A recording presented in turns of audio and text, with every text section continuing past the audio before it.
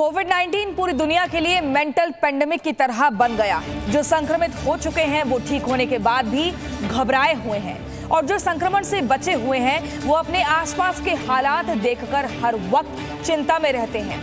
सब कुछ अनिश्चित लग रहा है, लोग घर में बंद हैं, ये सब कब तक चलने वाला है किसी को नहीं मालूम। ऐसे में लोग पैनिक बाइंग कर रहे हैं, बिना जरूरत के सामान खरीद रहे हैं, दवाइयां खरीद कर रख रहे हैं और यहीं से डिप्रेशन और एंजाइटी जैसी परेशानियां खड़ी हो रही हैं, लोगों को परेशान कर रही हैं। सवाल है कि कोरोना काल में किस तरह की मानसिक परेशानियां हो रही हैं, लोग कैसे पहचाने कि एंजाइटी है या कोई दूसरी बीमारी। पैनिक अटैक्स आ रहे हैं, नेगेटिव होने के बाद भी बेचैनी बढ़ रही है, क्या करना चाहिए। ऐसी बहुत सी दिक्कतें सामने आ रही हैं जिनके बारे में आज हम एक्सपर्ट्स डॉक्टर्स से जानेंगे। मेंटल हेल्थ पर कोरोना का क्या असर हो रहा है, क्या डिप्रेशन एंजाइटी कोरोना का एक हिस्सा है और इससे कैसे बचना है, उपाय क्या है, किस तरह से मामले बढ़ रहे हैं, ये लगातार दिखाया जा रहा है। लेकिन अब बात उपाय पर होनी चाहिए, उस उपाय के माध्यम से लोग डिप्रेशन का शिकार ना हो, ये हमारी कोशिश है। तो आज हमारे साथ इस विषय पर जुड़ेंगे डॉक्टर सूर्यकांत त्रिपाठी जो कि श्वास रोग विशेषज्ञ हैं, डॉक्टर रंजन शेट्टी हृदय रोग विशेषज्ञ, डॉक्टर दीपक रहेजा मनोचिकित्सक और डॉक्टर कपिल कक्कड़ मनोवैज्ञानिक हैं। सबसे पहले सवाल डॉक्टर दीपक रहेजा से, कोरोना काल में अलग अलग तरह की परेशानियां आ रही हैं, सबसे ज्यादा मानसिक परेशानियां बढ़ती जा रही हैं, तो ये किस तरह की हो सकती हैं, कैसे इन्हें पहचाना जाए? देखिए, लोग परेशान हैं, ये बहुत स्वाभाविक सी बात है और ये परेशानी इस कदर बढ़ी हुई है कि एक हाहाकार सा मचा, ऐसी त्रास लोगों ने महसूस की जो कभी नहीं की थी। अ कॉम्बिनेशन ऑफ घर पे बैठना एक लंबे समय तक, लोगों के काम रुक जाना, आर्थिक व्यवस्था चाहे वो शहर की हो, देश की हो, घर की हो, उसका उलट पुलट हो जाना, इन सब ने लोगों को, और फिर मौत का डर इतनी नजदीक से देखना, लोगों को इस बार अनफॉर्चुनेटली इस सेकेंड वेव में ऐसा आभास हुआ, लोगों ने बिल्कुल स्पष्ट रूप में ये बात कही कि कहीं अगला नंबर मेरा तो नहीं होगा। तो पुट टुगेदर ये बहुत अनप्रेसिडेंटेड सिचुएशन है, इसमें परेशान होना, पैनिक अटैक्स आना, एंग्शियस फील होना, ये बहुत सब स्वाभाविक बातें हैं। लेकिन हर मानसिक त्रास को हम बहुत सूक्ष्म रूप से एनालाइज करने लगे, मनोवैज्ञानिक या मनोचिकित्सक के पास भागने लगे, तो इतनी शायद जिस तरह अभी हेल्थ का, फिजिकल हेल्थ का पैंडेमिक आया, एक भूचाल आया जहाँ पे अर्थव्यवस्था उलट पुलट हुई, उसी तरह हमारे जो मेंटल हेल्थ प्रोफेशनल्स हैं वो भी लिमिटेड हैं और हमें सिर्फ सारा भार उन पे नहीं डालना है। ये बहुत ज़रूरी है कि हम अपने आप को संयम में रखें और मुझे लगता है इस चर्चा में हम बात कर पाएंगे कि अपने आप को संयम में कैसे रखें, अपने मानसिक स्वास्थ्य का कैसे ध्यान रखें, कैसे हर चीज को माइक्रो एनालिसिस में ना जाके बहुत पहाड़नुमा ना बना दें। जितनी पॉजिटिविटी के बीच रहेंगे, बहुत मुश्किल है इतनी सब आंधी तूफान के बीच में पॉजिटिव रहना, लेकिन ये मुमकिन है। इसके बारे में हम चर्चा करेंगे इस पूरे 1 घंटे के अंदर। जी, हमारे साथ कपिल कक्कड़ भी हैं, मनोवैज्ञानिक हैं। कपिल जी, सवाल ये है कि कैसे पहचाने कि एंजाइटी है या दूसरी बीमारी है? देखिए, सबसे पहले जिस टाइम चल रहा है, जो दौर चल रहा है, जहां पे अनसर्टेनिटी होती है वहां पे एंजाइटी और स्ट्रेस होना स्वाभाविक है। तो अगर आदमी को ज्यादा सोच रहा है, उसको खाने पीने का मन नहीं कर रहा या डर लग रहा है, फियर है, किसी तरह का फोबिया डेवलप हो रहा है, तो वो अपने आप में एक एंजाइटी है। अब सवाल ये है, क्योंकि वो एक अनसर्टेनिटी से लड़ रहा है। मैं यहाँ पे आपके दर्शकों को एक छोटा सा एग्जाम्पल देना चाहूंगा। ये जब जैसे हम साइकोलॉजिकल ट्रेनिंग के लिए जब लोगों को राफ्टिंग वगैरह पे लेके जाते हैं, तो राफ्टिंग वगैरह पे जब लेके जाते हैं तो सबसे पहले जो इंस्ट्रक्टर्स होते हैं वो एक बात कहते हैं कि आप डूब नहीं सकते, क्योंकि आपने लाइफ जैकेट पहना हुआ है, आपने हेलमेट पहनी हुई है, इंस्ट्रक्टर साथ में है, लोग साथ में, आप डूब नहीं सकते। पर आप कब डूबेंगे? जब आप पैनिक करेंगे। और वही चीज कोरोना काल में है। अगर आप पैनिक करते हैं, अगर आप एंजाइटी को अपने ऊपर हावी होने देते हैं, तो कहीं ना कहीं आप डूबने को इनवाइट कर रहे हैं। इसके लिए बहुत जरूरी है कि आप जितना पैनिक नहीं करेंगे, वो मैं आपको आगे जाके बताऊंगा, उतना अच्छा है। दूसरी बात, वहां पे राफ्टिंग में एक और चीज बड़ी क्लियरली कही जाती है, खतरा किनको है? जिनको स्विमिंग आती है, लाइफ जैकेट है, हेलमेट है, पर वो कहते हैं जिसको स्विमिंग नहीं आती वो ज्यादा सेफ है। अब इसका क्या मतलब हुआ? अगर आपको लगता है कि आप ज्यादा इंटेलिजेंट है और आप चीजों को अच्छी तरह से पहचानते हैं, आप कोरोना से लड़ सकते हैं, आपको किसी तरीके का डर नहीं है, आप मार्केट भी जा सकते हैं बुखार में, या आप इधर उधर कुछ भी कर सकते हैं, ऐसे लोगों को ज्यादा डर है। तो बहुत इंपॉर्टेंट है, जितना आप घर में रेस्ट करेंगे, जितना आप डिस्ट्रेस होंगे, जितना आप अपने साथ टाइम स्पेंड करेंगे, उतना आप एंजाइटी को दूर भगाएंगे, क्योंकि आपका इम्यूनिटी सिस्टम को साइकोलॉजिकली आप स्ट्रॉन्ग कर रहे हैं। तो ये दो बहुत इंपॉर्टेंट चीजें हैं कि जो पैनिक नहीं होना, पैनिक आपको डुबोता है, और ओवर इंडल्जेंस इन इंटेलिजेंस, कि भाई आपने कुछ देखा, वहां पे फलाने डॉक्टर ने ये कह दिया, धमकाने ने ये कह दिया, तो अब हम अपना इंटरप्रिटेशन निकाल रहे हैं। यहां पे इंटेलिजेंट नहीं बनना। यहां पे अगर अर्थक्वेक आता है, बाढ़ आती है, तो आपको साइड में हो जाना है, लेट इट फ्लो बाय, और आपने क्या करना है? आपने आराम करना है। Just be an observer, don't try to be a warrior, what many people are doing, and that is when they tend to indulge in unnecessary acts leading to anxiety. ठीक है डॉक्टर सूर्यकांत त्रिपाठी, कई लोगों को सांस खींचकर लेनी पड़ रही है, काफी दिक्कत वो महसूस कर रहे हैं, और उनका सैचुरेशन लेवल लेकिन ठीक है, लेकिन सांस लेने में दिक्कत हो रही है, तो ऐसे में क्या करें? बिल्कुल ठीक बात है। आपकी बहुत सी कंप्लेंट आती है कि डॉक्टर साहब कोरोना तो ठीक हो गया, लेकिन सांस लेने में, सांस अंदर भरने में बहुत तकलीफ होती है। देखिए, दो अलग अलग चीजें हैं, सांस फूलना अलग है और एक है सांस भरने में तकलीफ होती है। वो कह रहे हम सांस पूरी अंदर ले नहीं पा रहे हैं, और जब ऑक्सीजन अपनी लगा रहे हैं तो वो बड़े आराम से 97-98 निकल रही है। इसका मतलब साफ है कि समस्या फेफड़े में नहीं है। सांस की जो फंक्शन है वो फेफड़े का है, फेफड़ा लेता है अंदर ऑक्सीजन और कार्बन डाइऑक्साइड बाहर निकालता है, लेकिन यहाँ समस्या फेफड़े की नहीं है। फेफड़ा समस्या कहाँ है? समस्या यहाँ है। ये उसी तरह एक छोटा सा उदाहरण देता हूँ कि भाई आपका पंखा है कमरे में, तो पंखा 3 कारणों से नहीं चल सकता। या तो पंखा खराब है, या पंखे का स्विच ही आपने ऑन नहीं किया है, या लाइट नहीं आ रही है। तो यहाँ तो समस्या है कि फ्यूज उड़ गया है, लाइट ही नहीं आ रही है, तो कहां से चले पंखा, कहां से चले रॉड? ये समस्या है। तो हमें ऐसे लोगों को ये समझाने की जरूरत है कि आप सदमे में हैं, आप थोड़ा सा इससे बाहर निकलने की कोशिश करिए, और इसके लिए इंडिविजुअल सेंसिटिविटी होती है। आपने देखा होगा 2 तरह के लोग होते हैं।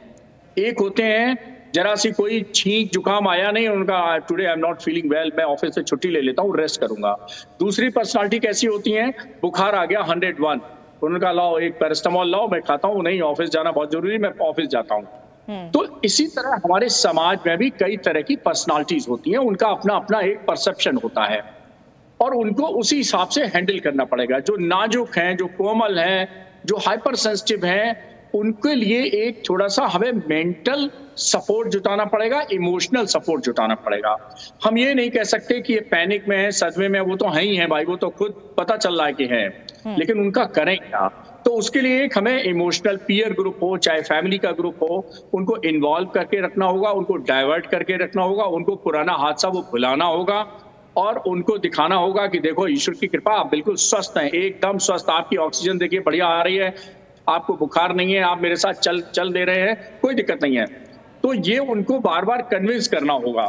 ठीक है, परिवार के साथ अगर जितना मिलजुल कर रहें, जितना लोगों से जुड़कर बात करें, भले ही मिल नहीं सकते हैं, वर्चुअली जुड़ें, तो ऐसे कहीं ना कहीं मेंटल प्रेशर कम होगा। ठीक है doctor Ranjan Shetty, panic attacks आ रहे हैं लोगों को, उसके लिए तत्काल क्या करना चाहिए अगर अस्पताल नहीं जा पा रहे हैं? तो नमस्ते। तो इसके लिए ना सबसे पहले ये देखना है कि जैसे बताया आजकल सबके लोगों के पास तो पल्स ऑक्सीमीटर रहता है, तो हम लोग जो कॉमनली लोगों को एडवाइस देते हैं कि अपना पल्स ऑक्सीमीटर में सैचुरेशन देखो, यदि सैचुरेशन 95-96 है तो ज़्यादा डरने की ज़रूरत नहीं है। एक और जो एडवाइस हम लोगों को देते हैं कि आप 2 to 3 मिनट्स चलो, घर के अंदर ही चलो, और उसके बाद सैचुरेशन दोबारा देखो, वो सैचुरेशन भी यदि 95 से ऊपर है, इसका मतलब मेजर जान का खतरा तो नहीं है, ज़्यादा मेजर प्रॉब्लम होने के चांस तो बहुत ही कम है।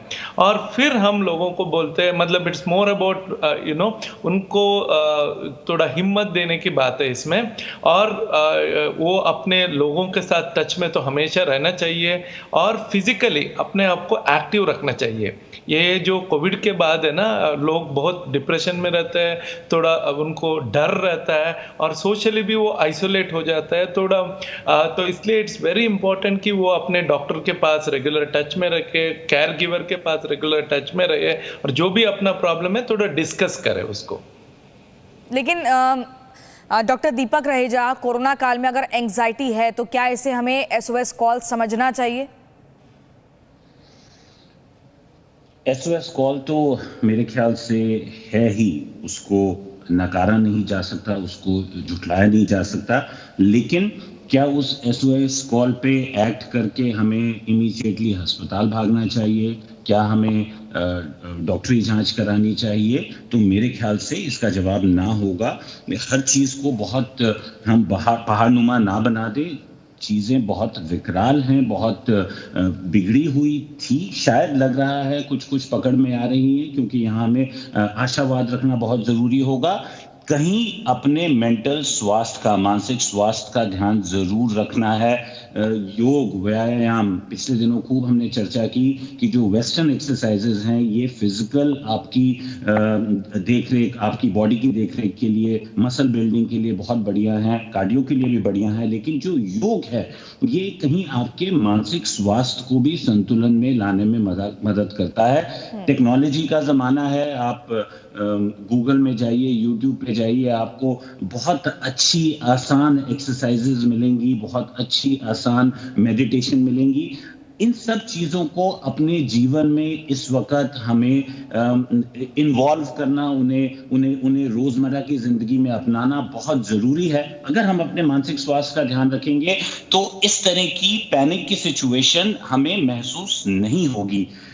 कहीं हमें अगर कोई SOS कॉल है तो उसको नजरअंदाज भी नहीं करना। Be in touch with the doctor, अपने फैमिली फिजिशियन के, अपने जनरल फिजिशियन के टच में रहें। वो आपको संकेत बताता रहेगा कि कहीं ये ना हो कि हम शेर आय के चक्कर में वाकई ही शेर हो, कोई हृदय से रिलेटेड कोई कॉम्प्लिकेशन हो और हम उसे एंग्जाइटी समझ के इग्नोर कर दें। ऐसा भी हुआ है तो कहीं बहुत ज़रूरत है अपने फैमिली फिजिशियन से ज़रूर संपर्क बनाए रखें। वो आपको आगाह करते रहेंगे कि कैसे आपको शांत रहना है और ओवर रिएक्ट नहीं करना, और जहां रिएक्ट करने की जरूरत है वहां पे डॉक्टर के संपर्क में आए। अस्पताल भी जाना पड़े तो उसको इग्नोर नहीं करें।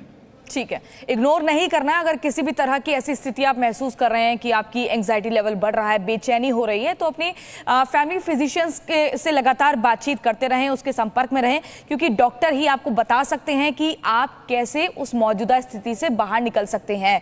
कपिल कक्कड़, कोरोना नेगेटिव होने के बाद भी बेचैनी लगातार बढ़ रही है, ऐसे में क्या करें? पहले तो ये टेंशन कि रिपोर्ट नेगेटिव आ जाए, और जब आ जाती है तो एक राहत भरी सांस लेनी चाहिए, लेकिन उसके बाद भी बेचैनी बढ़ रही है, क्या करना है? वो जो डर है वो तो डर आपके साथ 15-20 दिन या 1-1.5 महीना रहेगा ही रहेगा, जब तक आपकी सराउंडिंग्स में चीजें ठीक होनी शुरू नहीं होती। आप कुछ भी आज की डेट में कोई भी गैजेट देखते हैं, वो डर स्वाभाविक है। यहाँ पे मैं कहना चाहूंगा आप इसको कैसे काउंटर कर सकते हैं, जिसको हम कहते हैं CBT, कॉग्निटिव बिहेवियरल, पर मैं कहूंगा सेल्फ थेरेपी। यहाँ पे आपको अपने आप को समझाना है आप ठीक हैं, आपके सारे पैरामीटर्स ठीक हैं, अब आपको किसी चीज की डर नहीं है, और इसके लिए आप जितना अपने आप को समझाएंगे उतना आप उससे उभरेंगे। एक बार आपने अपने आप को समझा लिया ना, उसके बाद आपको एंकरिंग की जरूरत है। जब मैं एंकरिंग की बात करता हूं, क्या मैं बात करता हूं, वो जो आपने अपने आप को एक बार पहले समझाया है, अब सब ठीक है, मैंने I have fought my battle, I am out of it, आप वो ऑटोमेटिकली जब भी आप पैनिक अटैक में जाएंगे वो ऑटोमेटिकली रिप्ले करना शुरू कर देगा। तो वो आपको अपने आप को समझाना बहुत जरूरी है। लोग क्या करते हैं, वो पैनिक के बारे में और आसपास क्या हो रहा है उसके बारे में सोचते रहते हैं और ये रिसर्च करते हैं यार दूसरी बारी किस किस को हुआ, उसको क्यों हुआ, वो गूगल पे चले जाएंगे, वो यूट्यूब में चले जाएंगे और वो उसको अपने साथ एसोसिएट करते हैं। तो आपको डिसएसोसिएट किसके साथ करना है? डिसएसोसिएट आपको करना है कि भी अगर आपको सेकेंड टाइम नहीं होगा, और एसोसिएट करिए कि आप जैसे पहले निकले हैं वैसे ही अब आपको अपनी जिंदगी आगे बढ़ानी है, और उसके लिए आपको इंडल्ज किस चीज में आप करेंगे, जितना बिजी रह सके। बिजी मतलब लोगों की हेल्प करें, ओवर द फोन हेल्प करें, किसी को मेडिसिन चाहिए मेडिसिन के लिए हेल्प करें, या किसी को किसी और तरीके का काउंटेनेंस सपोर्ट चाहिए कि भाई आप भी तो बाहर निकले हैं, कोई आपसे समझना चाहता है, आप उन लोगों को मोटिवेट कर सकते हैं। जब आप लोगों को मोटिवेट करेंगे तो आप सेल्फ मोटिवेट भी होंगे। तो इस तरह की चीजें आपको करनी जरूरी है, नहीं तो एंजाइटी जैसी चीज आपको शक करते रहेगी। पर एंजाइटी से खतरनाक क्या होता है, पैनिक अटैक। पैनिक अटैक के अंदर SOS वाली सिचुएशन आ जाती है, और उसके लिए फैमिली मेंबर्स का रोल ज्यादा इंपॉर्टेंट हो जाता है, एक इमोशनल काउंटर, इमोशनल सपोर्ट देने के लिए। Doctor Suryakant Tripathi ji, over thinking से लोग बहुत ज्यादा परेशान हैं, नेगेटिव ख्याल लगातार आ रहे हैं, उनको लग रहा है कि अगर पॉजिटिव हो गए तो ना जाने जिंदगी कितनी बचेगी, पॉजिटिव हो गए तो अस्पताल में एडमिशन मिलेगा नहीं मिलेगा, ऐसे में बाहर निकले तो कहीं ना कहीं इस संक्रमण के हम चपेट में ना आ जाएं। तो कुल मिलाकर ओवर थिंकिंग से बहुत परेशान हो रहे हैं, नेगेटिव ख्याल लगातार आ रहे हैं, क्या करना है ऐसी सिचुएशन में? देखिए, एक तो लोगों को ये समझना पड़ेगा कि अभी भी इस सेकेंड वेव में भी अगर हम इंडिया की मॉर्टेलिटी देखें तो 1% है। तो पहले तो लोगों को ये समझना चाहिए कि आप उस बीमारी से डर रहे हैं जिसमें 100 में से 99% ये गारंटी है कि आप मरेंगे नहीं, आप ठीक रहेंगे, आप स्वस्थ रहेंगे। मुझे आप ये बता दीजिए कौन सी ऐसी बीमारी गारंटी देती है कि आप 99% ठीक रहेंगे? अरे टीबी हो गई तो भी आपको 15% मरने की गारंटी है, निमोनिया हो गई तो और ज्यादा 30% के करीब मरने की गारंटी है, कैंसर हो गया तो 70-80% मरने की गारंटी है। भाई आप उस बीमारी से डर रहे हैं जिसमें मॉर्टेलिटी केवल और केवल 1% है। ये बात हम लोगों को मीडिया के माध्यम से आप सबको भी ज्यादा से ज्यादा लोगों को बतानी है कि भारत की सेकेंड वेव में भी मॉर्टेलिटी सिर्फ 1% है, और 1% का मतलब ये होता है कि 100 में 99 लोग जिंदा रहेंगे, अपने परिवार के साथ रहेंगे, अपने ऑफिस वालों के साथ जुड़ पाएंगे, मिल पाएंगे, काम कर पाएंगे, जिंदगी को वैसे ही चला पाएंगे जैसे जिंदगी चल रही थी। नंबर 1 बात जी। नंबर दूसरी बात यह है कि हम घर में जैसे कोई कमजोरी आती है, घर में कोई विपत्ति आती है तो हम सब मिलके मुकाबला करते हैं। तो फैमिली में एक माहौल कैसा होना चाहिए कि भाई कोरोना किसी को हो भी गया तो हम मिलके हरा देंगे, हम मिलके लड़के हरा देंगे। अभी क्या हो रहा है फैमिली में, मेरे घर में हो गया तो हम बर्बाद हो जाएंगे, अरे भाई पिताजी को हो गया तो घर टूट जाएगा, बेटे को हो गया तो बहुत कम उम्र में बेटा चला जाएगा, माताजी को हो गया तो हमारा ख्याल कौन रखेगा, हम जो है अनाथ हो जाएंगे। तो इस टाइप की जो पूरी फैमिली है वो उसका मनोबल टूटा हुआ है। तो फैमिली जो है उसका मनोबल बढ़ाना है। और मैं आपको बता दूं कि गलती से कोविड हो भी जाता है और ऐसे परिवार के अंदर ये वातावरण रहता है जिसमें एक माँ माली लड़के से कह रही है, अरे बेटा मैं क्या करूं, मैं तो परेशान हूं, तुझे क्यों हो गया, मुझे हो जाता, मैं मर जाती, तुझे भगवान ने क्यों चुन लिया। अब इस तरह की माता जी अगर लड़के के सामने बातें करेंगी तो लड़के के यहाँ भी क्या होता है, निगेटिव थॉट आते हैं। और मैं आपको बता दूं, मैं तो ऑक्सीजन से मैं तो फेफड़े का विशेषज्ञ हूं। जो आप यहाँ सोचते हैं ना, अगर आप नेगेटिव सोच रहे हैं, आप एड्रेनलिन ज्यादा निकल रहे हैं तो भी ऑक्सीजन का लेवल नीचे जाता है। अगर आप पॉजिटिव सोच रहे हैं तो अपने आप ऑक्सीजन में उछाल मारती है। अगर आपको इमोशनल सपोर्ट फैमिली से मिल रहा है तो आपकी ऑक्सीजन 94 से नीचे जा रही होगी और सोचेंगे नहीं ये तो यहाँ अच्छी बातें हो रही हैं, तो एकदम 96-97 हो जाएगी। ठीक है। तो हर चीज, बॉडी एक कॉम्प्लेक्स फिजियोलॉजी है, हर चीज का असर पड़ता है, और वातावरण अच्छा बनाए रखें तो हम इनसे ओवरकम कर सकते हैं। ठीक है। कोविड-19 पूरी दुनिया के लिए एक मेंटल पैंडेमिक बन गया है। लोगों का तनाव लगातार बढ़ता जा रहा है। उस मानसिक तनाव से कैसे बचना है, इसी के लिए हमारी लगातार चर्चा हो रही है। एक्सपर्ट्स का अच्छा खासा हमारे साथ पैनल जुड़ा हुआ है और हम जान रहे हैं कि आखिर उपाय क्या हो सकते हैं, कैसे बचाव किया जाए, कौन सी सिचुएशन को SOS समझा जाए, अपने डॉक्टर के साथ संपर्क में रहना कितना जरूरी है। डॉक्टर रंजन शेट्टी, अगर कोई व्यक्ति कोरोना पीड़ित नहीं है लेकिन उसकी घबराहट लगातार बढ़ रही है, उसको क्या करना चाहिए? उसको आई थिंक मोस्ट इम्पॉर्टेंट है जो एंग्जाइटी जो है वो कभी भी किसी को किसी टाइम में भी हो सकता है, ज़रूरी नहीं है इस टाइम में। मैं हार्ट स्पेशलिस्ट हूँ तो हार्ट के बारे में तो सब लोगों का एंग्जाइटी तो हर वक्त रहता ही है। किसी को थोड़ा भी चेस्ट पेन होता है उनको लगता है कि हार्ट अटैक हो रहा है। अभी इसी प्रॉब्लम में कोरोना के बारे में भी लोग सोच रहे हैं। तो जो इम्पोर्टेंट है, कुछ 2-3 चीज़ जो WHO ने रिकमेंड किया लोगों को काफ़ी हेल्प करता है एंग्जाइटी को ओवर करने के लिए। एक होता है रेगुलर एक्सरसाइज। आप लोग सब लोग 20 या 30 मिनट कुछ एक्सरसाइज करना चाहिए। ये योगा भी हो सकता है, घर का एक्सरसाइज हो सकता है, नॉन कोरोना के टाइम में वॉकिंग भी हो सकता है। दूसरा होता है मेडिटेशन। 5 to 10 मिनट्स मेडिटेशन करेंगे, आपको मन को शांत करेंगे तो अच्छा है। तीसरा होता है स्पिरिचुअलिटी, जो या तो भगवान को मानो या कुछ कॉन्सेप्ट को मानो, स्पिरिचुअलिटी रखने से भी ठीक होता है। चौथा होता है जो अपना रेगुलर जो एक्टिविटी होता है लोगों को, जो भी आप काम करते हो उस काम से थोड़ा ब्रेक लेना चाहिए आपको। बीच में हफ्ते में एक बार, 2 हफ्ते में एक बार 1 या 2 दिन का ब्रेक लेना चाहिए। ये 3-4 चीजें करने से रेगुलर अपना जो मेंटल बैलेंस है वो अच्छा होता है और डिप्रेशन, एंग्जाइटी जैसे प्रॉब्लम काफी कम होता है। तो ये सब चीजें लोगों को कोरोना टाइम में भी करना चाहिए, नॉन कोरोना टाइम में भी करना चाहिए। ठीक है डॉक्टर दीपक रहेजा, पैनिक अटैक्स भी ऑक्सीजन लेवल पर असर डाल सकता है क्या? देखिए, इस पूरी चर्चा में एक चीज़ बहुत स्पष्ट रूप से उभर के आई है, वो ये है कि आपका मानसिक स्वास्थ्य, आपका मानसिक संतुलन, आपकी शारीरिक सिम्टम्स, और खासकर क्योंकि इस वक्त हम फेफड़ों की बात कर रहे हैं, लंग्स की बात कर रहे हैं, उस पर डेफिनेटली असर डाल सकता है।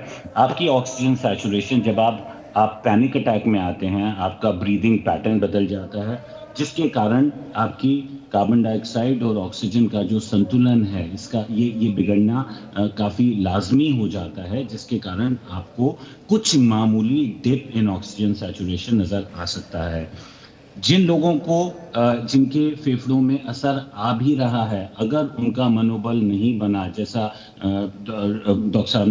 डॉक्टर त्रिपाठी ने बहुत सुंदर रूप से समझाया कि अगर वहाँ पे आप नेगेटिव बातें करेंगे, अगर आप आदमी का मनोबल और क्षीण करेंगे तो उसकी बीमारी से जूझने की शक्ति कम हो जाएगी, क्योंकि इसका एक बहुत बड़ा डिफेंस का बहुत बड़ा हिस्सा, उसके जो कमांड्स हैं वो हमारे दिमाग के द्वारा ऑपरेट होते हैं। और अगर आपका दिमाग जवाब देने लगेगा, अगर आपका मनोबल गिरने लगेगा, अगर आप नेगेटिव थिंकिंग में आ जाएंगे, अगर सारा दिन आप यही सोचते रहेंगे कि मेरा क्या होगा, कैसे होगा, तो एक निराशावाद की स्थिति आपकी इम्यूनिटी को, आपकी किसी भी बीमारी से अपने आप को बचाने की क्षमता को कई कदर क्षीण कर देती है, कमज़ोर कर देती है। So it is very important कि हम हर चीज़ में बहुत ज़्यादा पैनिक ना करें, घबराएं ना। लोग फ्लू से भी मरते हैं, लोग ट्यूबरकुलोसिस से भी मरते हैं, लोग बिगड़ जाने से, मलेरिया से भी मरते हैं। तो ये एक ऐसी बीमारी है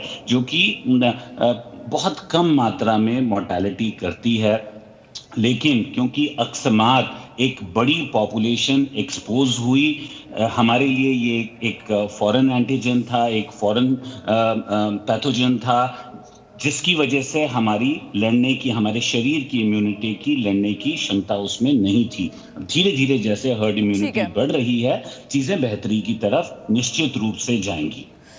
doctor Suryakant Tripathi, post Covid परेशानी मानसिक रूप से थका रही है, मतलब कोरोना से जंग जीत ली है और उसके बाद भी जो मानसिक एक तनाव बना हुआ है वो कम नहीं हो रहा है, उससे और ज्यादा थकान महसूस हो रही है। ऐसी सिचुएशन में क्या करना है? देखिए, ऐसा है कि ये जो मानसिक थकान या मानसिक परेशानी है सिर्फ पोस्ट कोविड नहीं है। आप देखिए, प्री कोविड भी है, ड्यूरिंग कोविड भी है और पोस्ट कोविड तो और ज्यादा है। अब ये जो पोस्ट कोविड है, ये एक तरह से सदमे से निकल आने की एक लंबी प्रोसेस है। किसी को सदमा लगा, वो कोई भी है। कोरोना एक हमारी फिजिकल इलनेस नहीं है। कोरोना जब हमें होता है तो सिर्फ और सिर्फ हमारे फेफड़ों में निमोनिया या एक्यूट रेस्पिरेटरी डिस्ट्रेस सिंड्रोम जैसी चीजें नहीं करता, ये हमें बहुत बड़ा मेंटल ट्रॉमा देता है। और जब हम खास तौर पर अस्पताल से आते हैं, आईसीयू से आते हैं, वेंटिलेटर से लौट के आते हैं, तो ये सदमा और मेंटल ट्रॉमा और बड़ा हो जाता है। तो हम अगर होम आइसोलेशन में रहे और वहां से निकल आए तो माइल्ड ट्रॉमा होगा। हमें अस्पताल केवल ऑक्सीजन सपोर्ट लेना पड़ा तो थोड़ा सा और बड़ा ट्रॉमा होगा। लेकिन अगर अस्पताल के आईसीयू तक हम घूम आए तो बहुत बड़ा ट्रॉमा होता है। और देखिए कौन चाहता है आईसीयू, कोई जो है वो शॉपिंग मॉल तो है नहीं कि साहब गए थे और कुछ जो है वो ऑक्सीजन इनकी शॉपिंग वॉपिंग करके हम निकल आए कुछ 2-4 इंजेक्शन लगवा के। So it's not a comfortable place. कोई आदमी नहीं चाहता है कि हमें आईसीयू में जाना पड़े।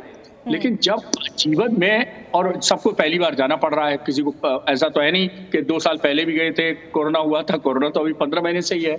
तो यूजुअली लोग पहली बार जाते हैं तो उनको बड़ा मेंटल ट्रॉमा हो जाता है और इसीलिए पोस्ट कोविड बहुत सारे सिम्टम हो जाते हैं जिसमें लगभग 50% जो है वो मेंटल प्रॉब्लम है, 50% दूसरी प्रॉब्लम भी है। तो ऐसी सिचुएशन में क्या करें जो उस सदमे को भूल पाए? सदमे को देखिए चोट भी आपको लगती है तो मलहम लगाना पड़ता है बहुत दिनों तक। अब उसको मेंटल ट्रॉमा की मलहम कहाँ से लाए?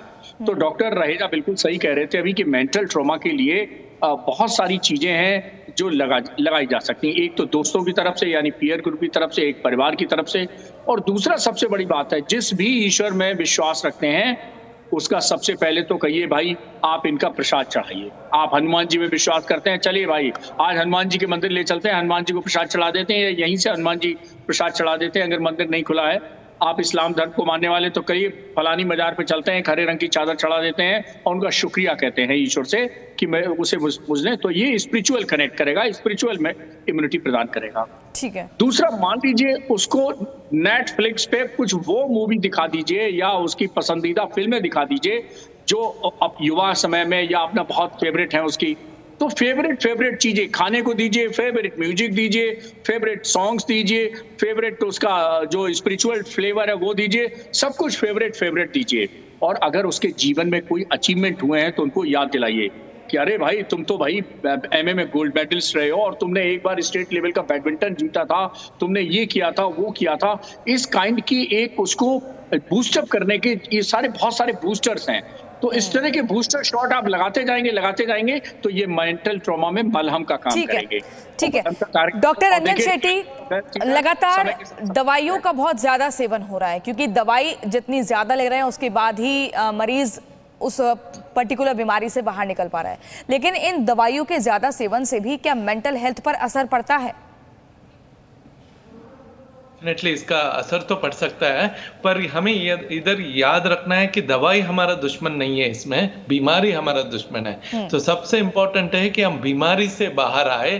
थोड़ा टैबलेट देना पड़े, ये तो लाइफ लॉन्ग का टैबलेट तो है नहीं। जैसे आपको शुगर है, हार्ट का प्रॉब्लम है या बीपी है तो जिंदगी भर का मेडिसिन लेना पड़ता है। इधर जो भी आप मेडिसिन लेंगे 2 हफ्ते के लिए लेंगे, 3 हफ्ते के लिए लेंगे, तो ज्यादा लेने की जरूरत तो नहीं पड़ता। तो जितना भी आपका डॉक्टर ने आपको रेकमेंड किया है उसको जरूर दे दीजिए। पर ये ध्यान रखिए, दवाई तो खाने की जैसे होता है, जैसे आप रोज खाना खाते हो थोड़ा दिन दवाई तो लेना पड़ता है, पर दवाई को दुश्मन के जैसे मत देखिए, दवाई को दोस्त जैसे देखिए। और ये क्लियरली ध्यान रखिए कि छोटा इट्स ओनली फॉर टेम्पररी। और जैसे आप बता रहे थे जो भी कोविड से आता है, जो मेरा पेशेंट कोविड से बाहर आता है, मैं उन सबको बोलता हूं कि आपको तो जल्दी वैक्सीन मिल गया।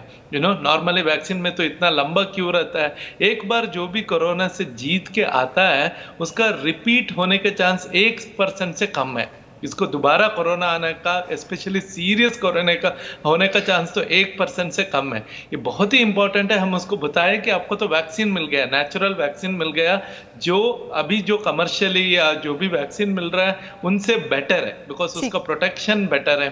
सेकेंड टाइम सीरियस होने के चांस तो बहुत ही कम है। इसलिए वर्स्ट इज ओवर, ये बताना बहुत ही जरूरी है अपना पेशेंट को। जो भी कोरोना से बाहर आता है आप बोलिए कि वर्स्ट इज ओवर, जो भी आप जो भी हो गया, पर अभी इस बीमारी से तो अब तो ऑलमोस्ट कंप्लीटली जीत गए। ठीक है। कपिल कक्कड़ जी भी हमारे साथ जुड़ गए हैं। कपिल जी, क्या डिप्रेशन, एंजाइटी को हम कोरोना का एक अहम हिस्सा मानकर चलें? बिल्कुल, इट हैज बिकम एन इनेट। देखिए, कहीं भी कैटास्ट्रोफी आती है, अनसर्टेनिटी आती है, तो ये होना बहुत ही स्वाभाविक है। एक डिप्रेशन, एंजाइटी होगी। मैं इसके साथ एक और चीज जोड़ना चाहता हूं, जैसे हमारे सारे स्पेशलिस्ट ने बहुत अच्छी बातें करी कि सिर्फ 1% पॉपुलेशन इज डाइंग, या आपको ऑलरेडी वैक्सीन लग गई अगर आपको कोरोना हो गया है। जो भी चीजें हैं, ये वाली चीजें जो पेशेंट्स हैं, जो लोगों को इनको ऑटो सजेस्ट करनी है। इनको ये चीजें अपने आप को बार बार बोलनी है, जब तक इनकी मसल मेमोरी, ब्रेन मेमोरी इस चीज को एक्सेप्ट कर लेती है कि भाई अब हमें डरने की जरूरत नहीं है। तो जब ये चीज ऑटोमेटिकली ऑटो सजेस्ट हो जाएगी, तो लोग अपने आप एक कंफर्टेबल पोजीशन पे होना शुरू हो जाएंगे। प्रॉब्लम क्या आती है, लोगों को एक यहाँ से इंफॉर्मेशन मिली, दूसरी तरफ से इंफॉर्मेशन मिली, और वो कंफ्यूजन में क्रिएट हो गई। तो पॉजिटिव चीजें लोगों को हर रोज कम से कम 2-3 बारी अपने आप को समझानी है। इसको दवाई माननी है। जब आप जितना समझाएंगे, उतना आप डिप्रेशन और एंजाइटी से दूर रहेंगे। जितना आप उसको चैलेंज करेंगे, उतना आप डिप्रेशन को आप इनवाइट कर रहे हैं, और वो इनविटेशन हम सबको पता है हमारे लिए अच्छा नहीं है। ठीक है, डॉक्टर दीपक रहेजा, जिस तरह से संक्रमितों की संख्या बढ़ रही है, मौत का आंकड़ा भी डरा रहा है, ऐसे में कोई व्यक्ति अगर अपने आसपास, घर के आसपास देखता है कि कुछ ऐसा हुआ है, तो वो बहुत ज़्यादा डर रहा है, तो ज़रूरत भर की दवाइयाँ ला रहा है, लेकिन जो कोरोना से जुड़ी दवाई हैं उनको भी लाकर रख रहा है, और सामान भी ला रहा है। मतलब कुल मिलाकर बस ये है कि सारा सामान जल्दी से हम ले आए। ये जो सिचुएशन होती है, इसको किस तरह से देखा जाए? फिर एक मानसिक त्रास को दर्शाता है, एक डर को दर्शाता है कि कहीं मेरा नंबर ना आए, और अगर आए तो कहीं मेरे पास जो इलाज की सुविधाएं हैं वो मैं अपने आप को मुहैया करा पाऊंगा कि नहीं करा पाऊंगा, मेरे सगे संबंधी करा पाएंगे या नहीं। यहाँ पे एक बहुत बेहतरीन महाराष्ट्र का या बॉम्बे से एक मॉडल उभर के आया, जिसको अब दिल्ली ने भी काफ़ी रूप में अपनाया, बाकी ज़िले भी अपना रहे हैं, कि जहाँ पे सोसाइटीज़ ने 2 ऑक्सीजन सिलेंडर, कुछ रेमडेसिविर की दवा, कुछ डोजी, मतलब जितनी दवाएं हैं, कुछ पूरी सोसाइटी के लिए इकट्ठी करके सोसाइटी के कॉमन एरिया में, कम्युनिटी हॉल में रख दी। लोगों को एक मानसिक अश्योरेंस मिला कि अगर जरूरत पड़ेगी तो मैं उसको ले पाऊंगा। लेकिन हम उस डर से अगर होल्ड करने लगते हैं तो फिर त्राही मच जाती है। हर व्यक्ति अगर 1-2 ऑक्सीजन सिलेंडर अपने घर में रख ले, दवाएं रख ले, तो फिर दवाएं मार्केट में ख़त्म होती हैं। उसका पूरा सिस्टम जो डगमगाया, उसका एक बहुत बड़ा कारण ये डर था, ये खौफ था कि कहीं मुझे हुआ तो इसके लिए एक सपोर्ट सिस्टम, जैसा हम बार बार बात कर रहे हैं, एक सपोर्ट सिस्टम बने रहना बहुत ज़रूरी है। आपका एक पीयर ग्रुप हो, आप लोगों से कनेक्ट करते रहें, अपने दोस्तों से कनेक्ट करते रहें। और ये मैं बार बार कहता हूं कि जो आपका प्लान है, कॉन्टिजेंसी प्लान है, कि ईश्वर ना करे अगर मुझे या मेरे परिवार में किसी को हो, तो उसको एक कागज पे लिख लीजिए। क्योंकि जब ऐसी त्रासदा होती है तो उस वक्त इतनी पैनिक हो जाती है, इतनी घबराहट हो जाती है, उसको लोग कई नामों से, कोई ब्रेन फॉग कहता है, कोई मतलब आप धुंधलाहट में चले जाते हैं, आपको खुद समझ नहीं आता कि मैं क्या करूं, और इधर उधर दौड़ने लगते हैं, जिससे मदद कम और घबराहट और गड़बड़ाहट ज्यादा होती है। तो ये बहुत जरूरी है कि अपना प्लान लिख लें, 5 लोगों के नाम लिख लें कि अगर ऐसी स्थिति होती है तो मैं किन दोस्तों को, किन डॉक्टरों को फोन करूं।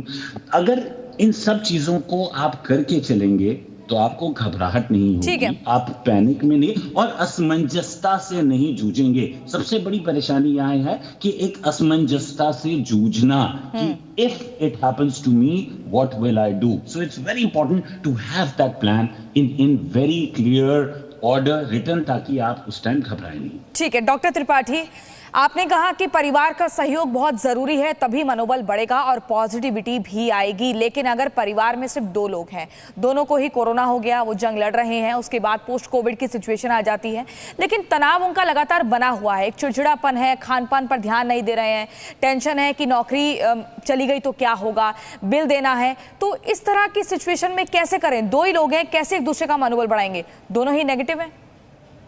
मेरे ख्याल से आप पति पत्नी की बात कर रही हैं जी।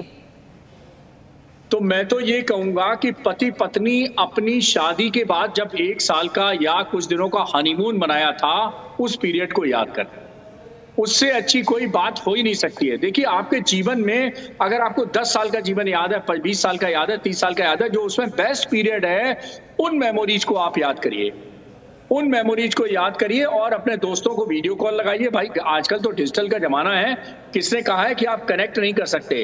अरे आप फिजिकल कनेक्ट नहीं कर सकते, लेकिन वर्चुअल कनेक्ट तो कर सकते हैं।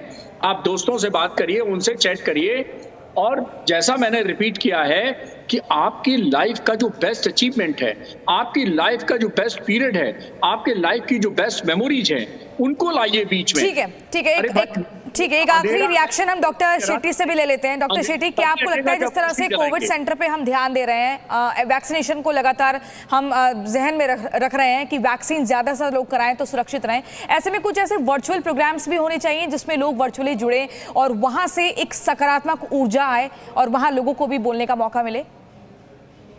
I think so. ये तो बहुत ही अच्छा बताया आपने। वर्चुअल कनेक्ट तो होना ही चाहिए।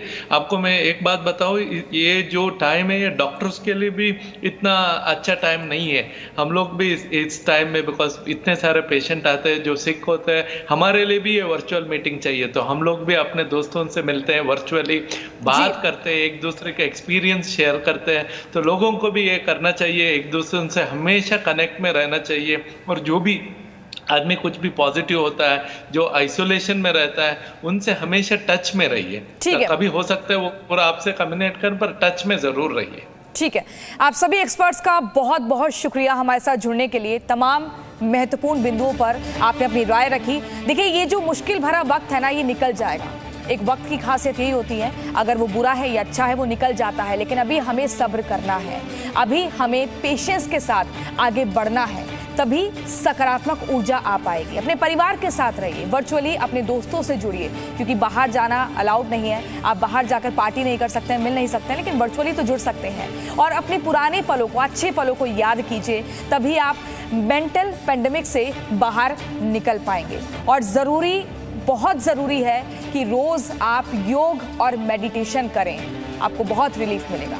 इस खास पेशकश में फिलहाल इतना ही। Presenting B News app available on Google Play and App Store. Download it now.